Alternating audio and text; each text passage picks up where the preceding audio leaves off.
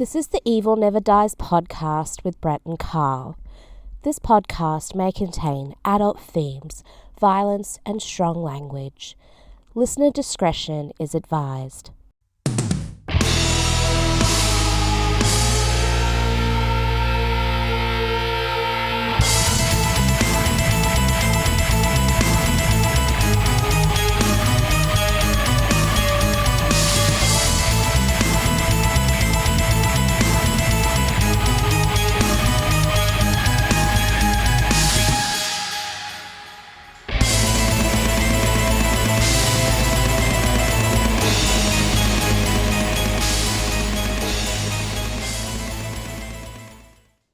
What's up, everybody? Welcome back to the Evil Never Dies podcast.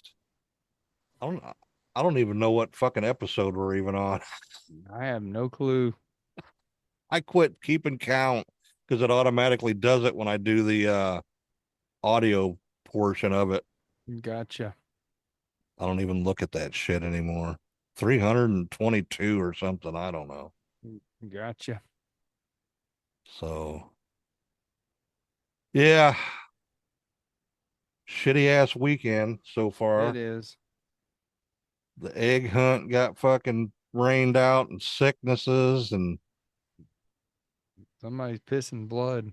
somebody's pissing blood and razor blades. Razor blades? That's what it feels like, dude. No. It's no good. If I were ever to piss blood, I'd probably just pass out or some shit. For you, it just seems like a daily thing almost. I got home from work yesterday. I don't know what's going on. I haven't felt no kidney stone or nothing like moving, and all of a sudden I come home and take a piss and I'm pissing blood and razor blades. Sounds like a Slayer song. It does, don't it? Yeah. But yeah, I got another kidney stone, which I knew I had one, but it decided it's going to try to show When do you itself. not have one? Supposedly I only had one 5 millimeter one left in my kidneys, so. Oh, I think they lied to you. But they can't see the shit that's, you know, built up on the walls of your kidneys. They can't see all that shit. They can just see when a piece of it breaks off. So, yeah, I don't know why that is, but it's what I was told. But anyway, I had a 5 millimeter one, and now it's trying to rear its ugly head. It must be sharp if I'm pissing blood. So, I guess. no good. I'm sure everybody wants to hear about my fucking kidney stone problem. But tonight we are doing The Thing from Another World, or most people just call it the original The Thing. Well, originally it was going to be the John Carpenter thing, and yeah.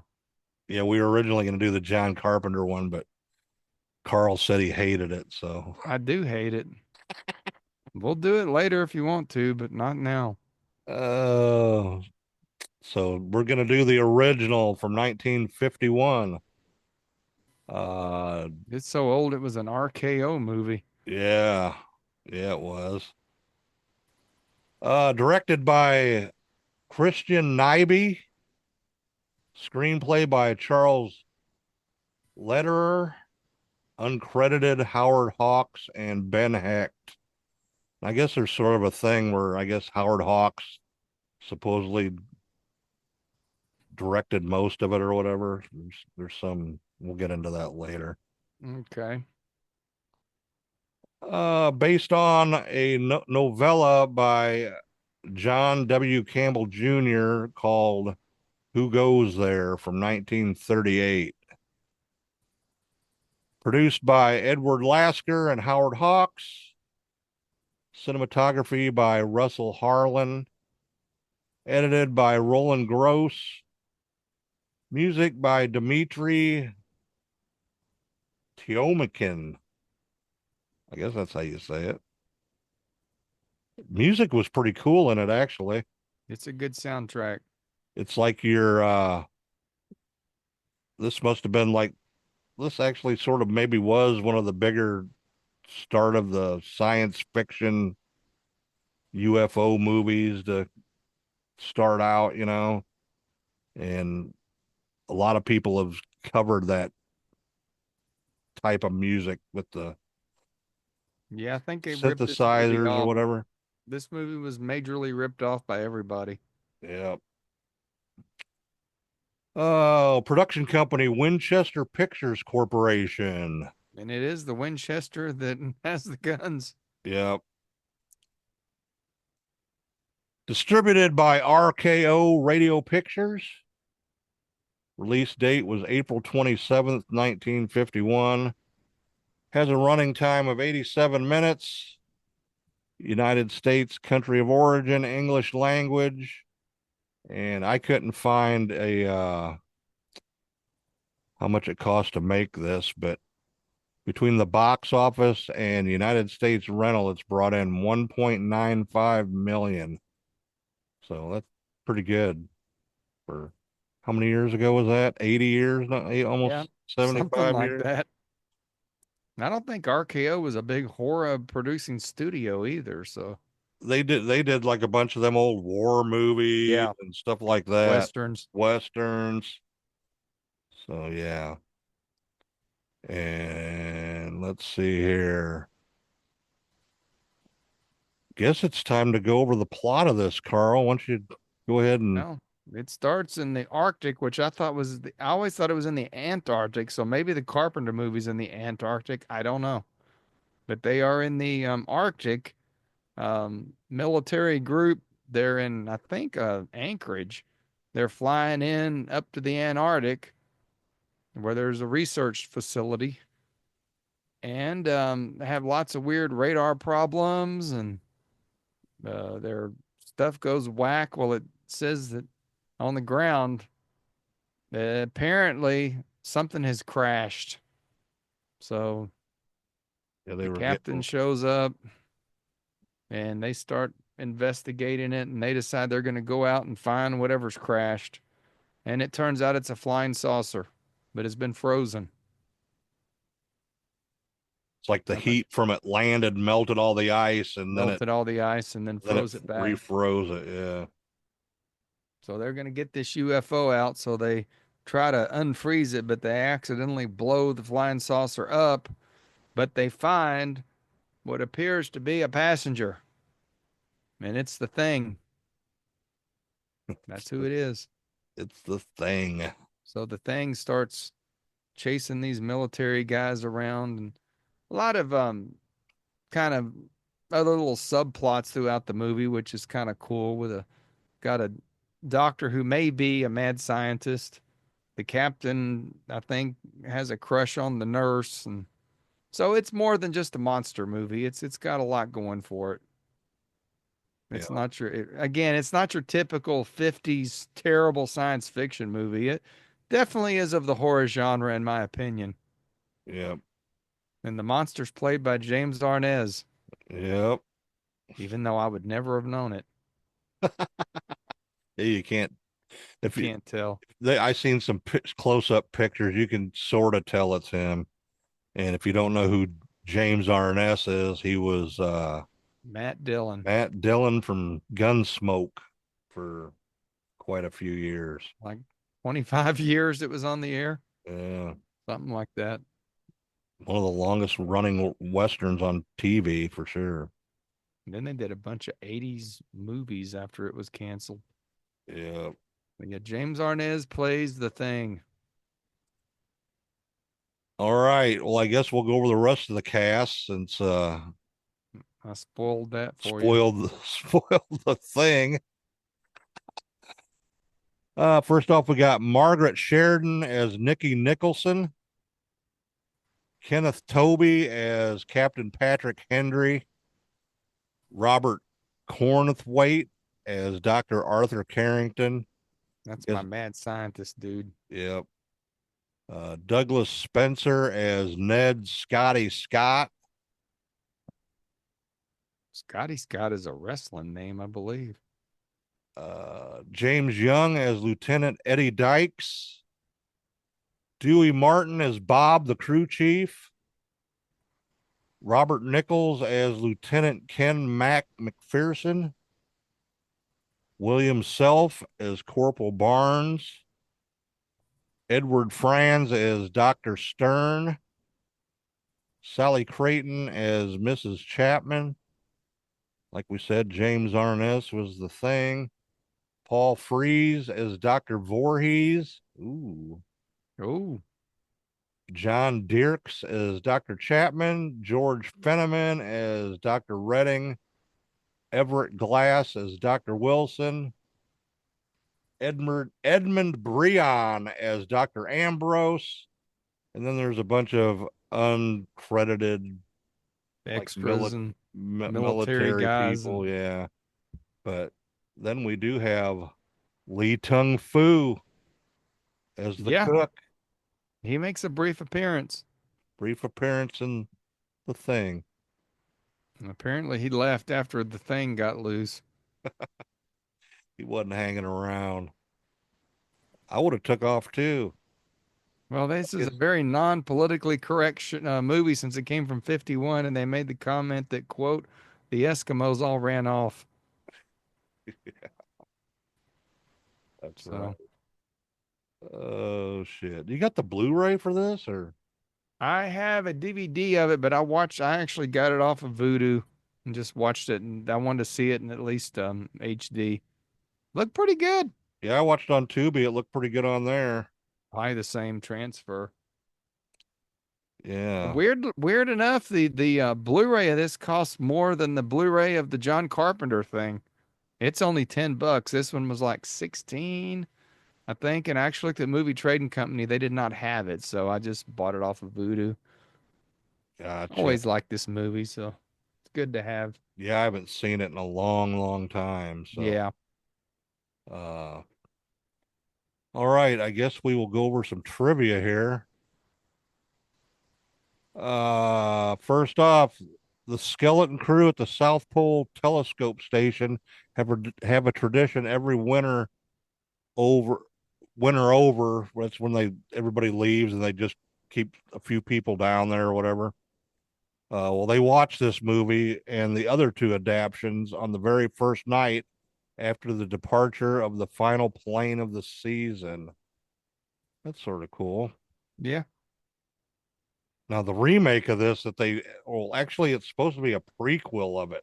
It's a prequel of the Carpenter version. Yeah.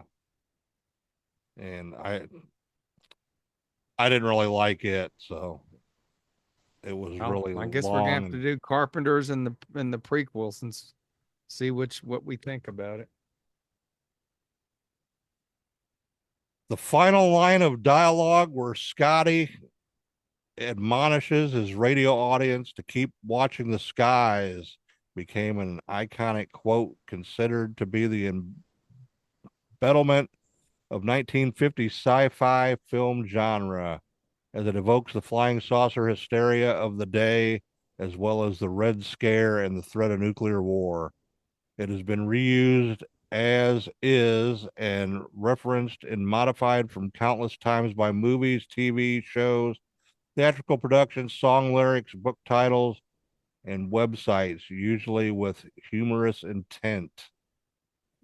So, yeah, that was because this came out, what, like 4 years after Roswell happened? So, Probably. and I think that deal where all the UFOs were at the U.S. Capitol, I think that happened like 1950 or something, 1949, 1950. So, yeah, there was the big UFO panic then. So, Or flying saucer, I think they called them. flying saucers. I Yeah, don't even know if they called them UFOs yet, did they? well, I don't I don't know. think that came around until the late 60s. Yeah, And now they've changed it to what? UAPs. something like that. Close-ups of the thing were removed. It was felt that the makeup could not hold up to close scrutiny. I However, think that was good. yeah. Uh, however, the lack of close-ups gave the creature more mysterious quality, which it did, because you It did.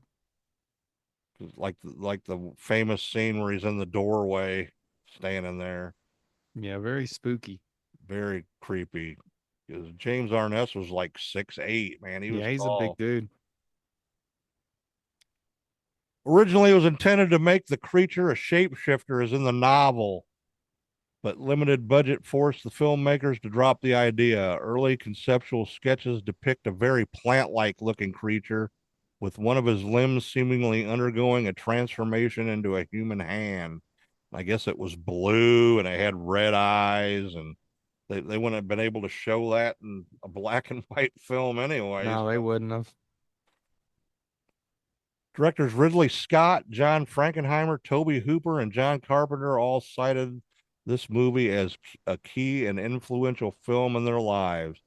Carpenter famously readapted the film in 1982, and he made the thing a shapeshifter. The best, the best part of that movie was the special effects for sure. Yeah, I don't know. I'd have to watch it again just to see. Like we said, the 2011 version is a prequel detailing the Norwegian scientific team finding the crashed ship buried in the ice and the events that transpired prior to the thing making it to the American outpost. So evidently it was a traveling creature, alien, or whatever you want to call it. It's partly filmed in Glacier National Park and at a Los Angeles ice storage plant. They used the ice storage plant so they could show the actor's breath in the cold interior shots. That's That pretty was cool. that was one special effect that Hollywood never successfully accomplished. I already talked about the novella. The famous scene when the crew formed a ring around the flying saucer frozen in the ice was actually filmed at the RKO Ranch in the San Fernando Valley in 100-degree weather. Shit, that would have sucked being all bundled up in them parkas and shit Right. in the fucking desert. Damn. Howard Hawks asked U.S. Air Force for assistance in making the film, but he was refused because of the top brass felt that such cooperation would compromise the U.S. government's official stance that flying saucers didn't exist. Little person Billy Curtis played the smaller version of the thing during the creature's final scene where he's getting electrocuted Interesting. and he shrinks down into a puddle of nothing, really. James Arness reportedly regarded his role as so embarrassing he didn't even attend the premiere. That's funny. Because now it's promoted as James Arnez in the thing from what is it, outer space? But he actually has top billing now, so Well, I've never heard of any of the other people, so now when Barnes is left to guard the thing in the block of ice, he nervously whistles, "Bury Me Not on the Lone Prairie," whatever song that is, whatever he whistled it. And he was don't a know dumbass. He put the fucking heating blanket on the goddamn chunk of ice. on the thing. Oh, shit. According to makeup artist Lee Greenway, he took James Arness in his car to the house of producer and co-director Howard Hawks to show off the makeup for the thing. After months of frustration, Hawks told Greenway to put a Frankenstein-type headpiece on him, which it sort of was. He sort of did It have sort of was, yeah. Although the picture begins with the usual RKO radio tower and flashing electrical bolts, the familiar dot dash dot is replaced by the picture's opening theme, unusual for an RKO production. Yeah, usually it's the at the Yep. beginning of it. It's generally believed that Howard Hawks took over direction for Christian Nyby, his former editor, during production, and it is always acknowledged by Nyby that Hawks was a gilding hand. However, in an interview, James Arness said that while Hawks spent a lot of time on the set, it was Nyby who actually directed the picture, not Hawks. Filmmaker John Carpenter, who directed the remake, said in an interview that he asked Hawks that question in 1971. Hawks told him that he only gave Nyby some suggestions. Carpenter noted, however, that in later life, Hawks started to claim more and more credit for directing the film as it got more popular, probably, Yeah. and that the completed movie was much more of Hawks's trademarks than Nyby's later work. So we don't know who directed it, I guess. Sounds like it was about half and half to me. The opening credits are unusual for its time in that they don't list a single member of the cast at all. They're all at the end, and then they're all like flames burning out. Yeah, I noticed that actually when I watched it. Margaret Sheridan, who mysteriously gets top billing, was a protege of Howard Hawks. She originally meant to be the female lead in Red River from 1943, but became pregnant.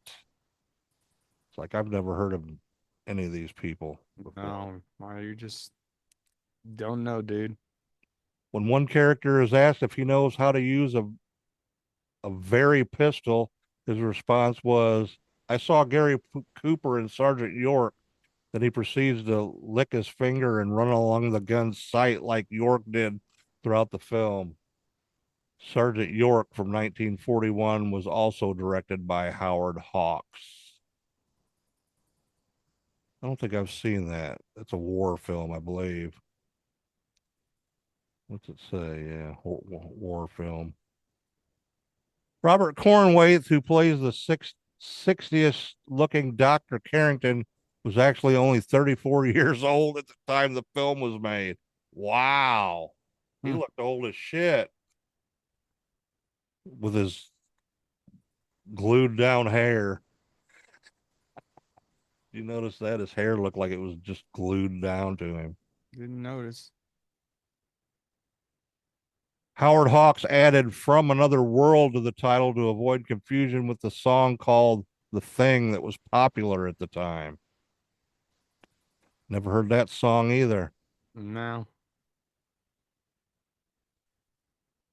Let's see here.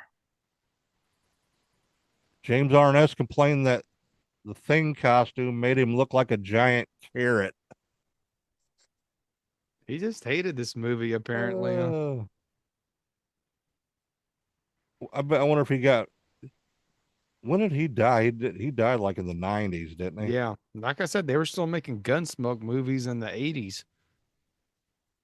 I wonder if he got residuals off the video. I don't know. Video.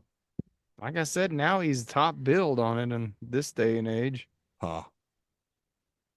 This movie was Margaret Sheridan's film debut after Howard Hawks signed her to a 5-year deal. However, her follow-on roles were less than stellar, and Hawks often lent her out to friends exploring the new medium of television. She left Hollywood in 1955 to have a family and briefly returned in 1964, resulting in 2 guest spots and an uncredited movie role. Finally retired from acting in 1965. She wasn't a very good actress. They think they more or less had her on there for her looks. Yeah. Alaska was originally considered as location, but it was decided to head for more accessible locations in northern Montana instead. 2 weeks of filming were planned there, but they had to be curtailed by a week due to lack of snowfall. Let's see here. This was the 46th biggest grossing film of the year, beating out other now classic sci-fi films like When Worlds Collide and The Day the Earth Stood Still, both from 1951. This was the first of only 2 films made by Howard Hawks' own production company, Winchester Pictures Corporation. Winchester was Hawks' middle name. I thought it actually was the company that, I thought it was too because the because way they they had used. raffles showing whenever it Yeah, said Winchester Films or whatever. Forgotten to history now. took makeup artist Lee Greenway 5 months and 18 sculptures of the creature before he came up with a design that satisfied Howard Hawks. Sounds like he was a picky motherfucker. Well, they did mention in the movie that it was like a plant material, but he didn't look like a plant. Mm-mm. He did sort of look like a Frankenstein. Yes, he did.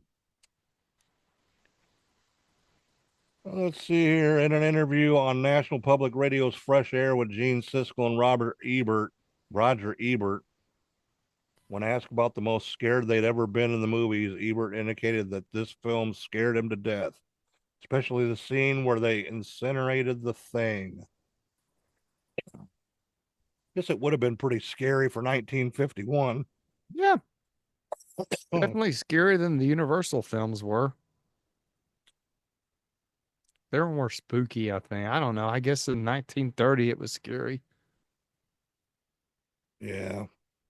For all the secrecy about James Arnett's makeup and the time it took to apply, he's on screen as a thing for less than 3 minutes. Yeah, I was gonna say. He appears at the greenhouse door for less than 5 seconds and again at the climax for approximately 2 minutes and 5 seconds. The scene where he fights the dogs and the fire scene and the final part of the electrocution scene were all done by stand-ins. Huh. Yeah, I was gonna say all the shit they put on the makeup, he wasn't barely in the movie. That's And crazy. talking about who directed it, was he on set the whole time? So does he? Who knows? Oh, here we go. Cost to make the thing $40,000. That was for the costume. That would be equivalent to $370,000 in 2015 after inflation. As opposed to an interview with James Arnaz, the film star Kenneth Tobey has maintained in many interviews that it was indeed Hawks who directed the film. So here we Sounds go. like it. Tobey said that he had worked with Christian Nyby after the film on many occasions and he was a fine director, but Hawks did call all the shots on most of the film. Let's see here. Got inducted into the American Film Registry Institute in 2001. And it's on the list of top 100 most heart-pounding American movies. Was pretty scary for its time, for sure. Yeah. Let's see here. Film takes place from November 2nd to November 3rd of 1950. And we've talked about a bunch of all this other stuff, so guess that's all I got for trivia. I guess you go first. How you gonna? Now, like I said, I'm always been fond of this movie as a kid, even. Um, I don't know about the Carpenter one. I'll just have to watch that again, I guess, at some point. But I just think this is a superior movie. I mean, obviously, it was made in 1951 on a lower budget. Um, I think a remake of it would have been cool if it would have been a remake of this actual movie, but it was not. So I think this movie still stands up. It's got some slow moments, but it's a build up. It takes a while to get there. You don't see the thing very much, but when you do, it's spooky as shit. So I think they did a good job, and I think it's still relevant and it was very influential. So I'll give this a 3.5, high end of that. Just a Okay. little slow in parts. That's about the only complaint I got. Too Okay. much of the captain and the nurse, I think, banner back and forth. But Yeah. it built up where it needed to go. So Yeah. definitely recommend, if you haven't seen this movie, to take a look. If you like the Carpenter one, then yeah, I don't know. I don't know how you would think of the first one if you've never seen the first one and only seen the Carpenter one. It might make you feel a little different.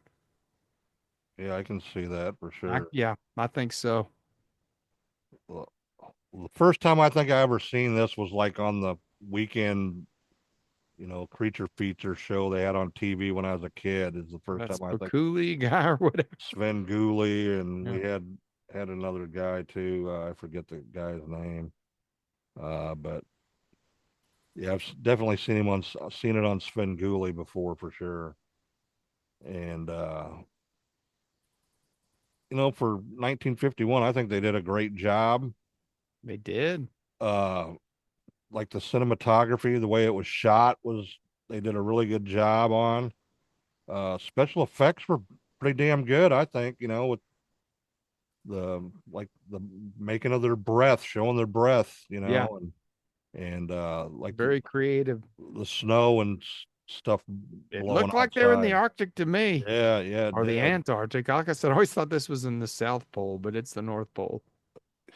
Yeah. And yeah, they did a great job on that. Uh, I think they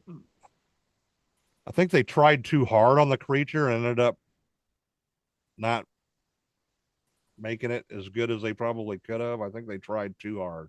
I agree. Like I said, they mentioned that he's made out of plant, but it was clearly when you saw him, he wasn't made out of plant. So that's part of that kind of gives me some points down. It just don't really fit.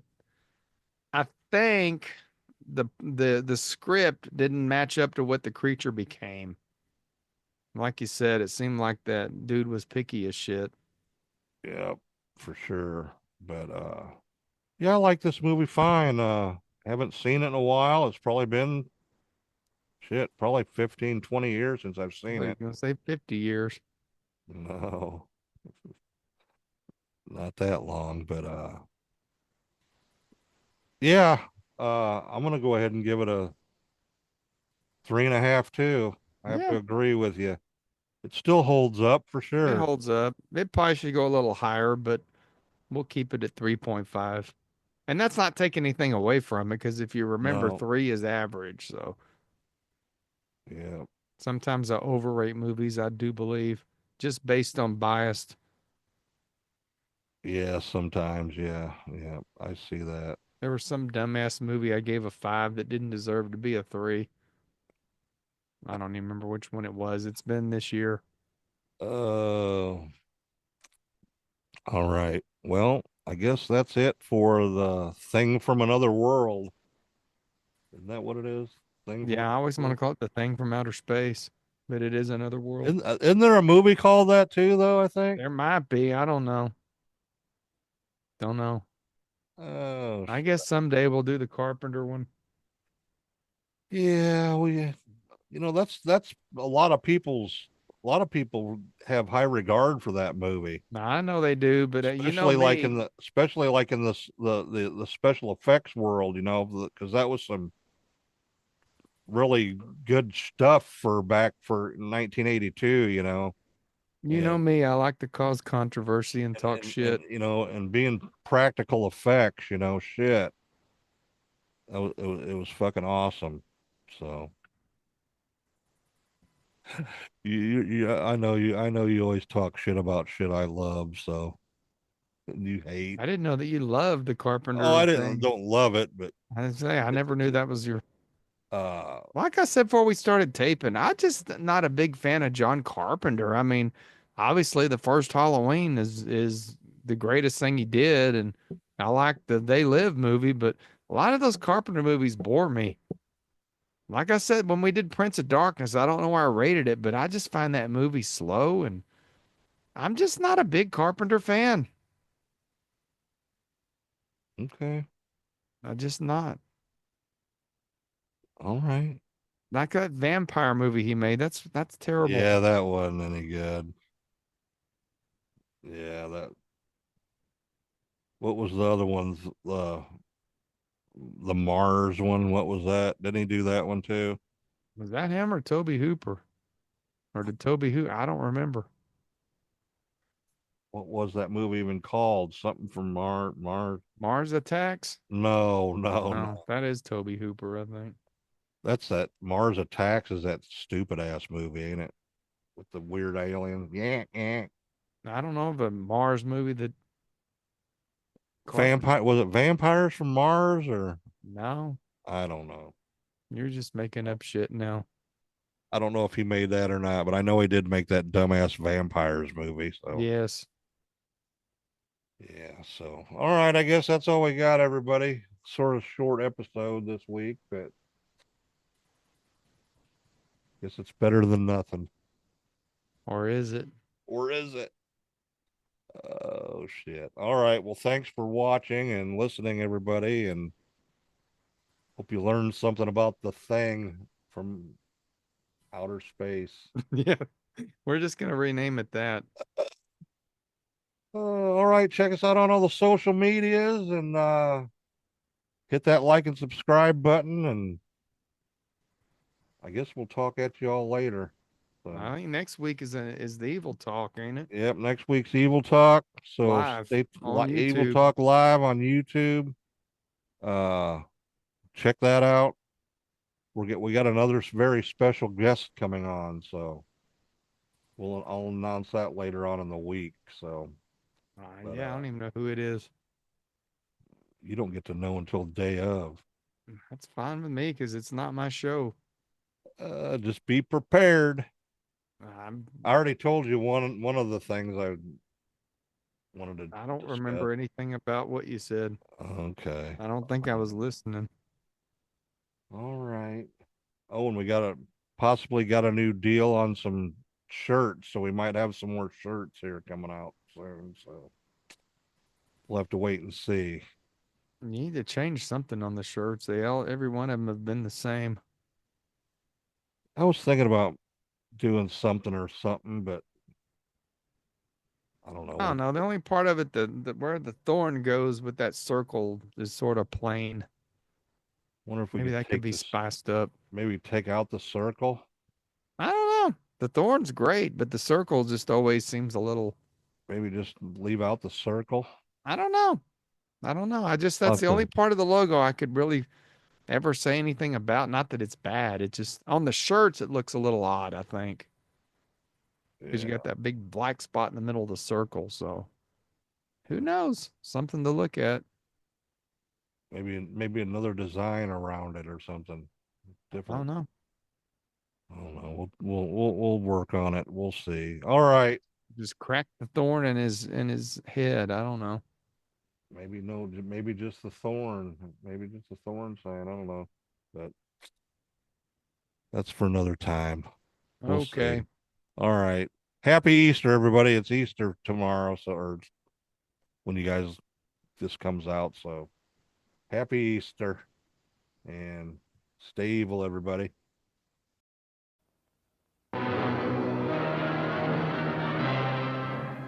That thing's alive, sir. I saw it. I shot at it. I hit it. I know it. Nothing happened. It just kept coming at me, making a noise like a cat mewing. Captain, it was awful. If you could have seen those hands and those eyes. Captain, you've got to do something about it. You've got... Is it human or inhuman? Earthly or unearthly? Baffling questions, astounding questions that not even the world's greatest scientific minds can answer. Gentlemen, do you realize what we've found?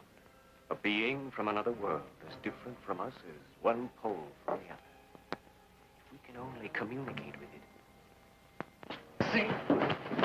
What happened, Doctor? In the greenhouse, I was working. I couldn't see. Yeah. Then a blast of cold air, and I heard Olson scream. Come here. Get in the corner. Now hold this in front of you. Stay by the light switch. 1.9. Needles hit the top.